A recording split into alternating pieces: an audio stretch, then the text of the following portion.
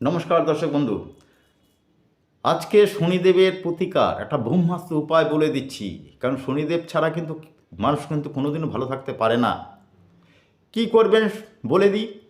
একটা টব, একটা 12 ইঞ্চির একটা টব নেবেন, আর সংগ্রহ করতে হবে আপনাদের ছোট বট গাছের চারা এবং একই সাথে অশ্বত্থ গাছের চারা।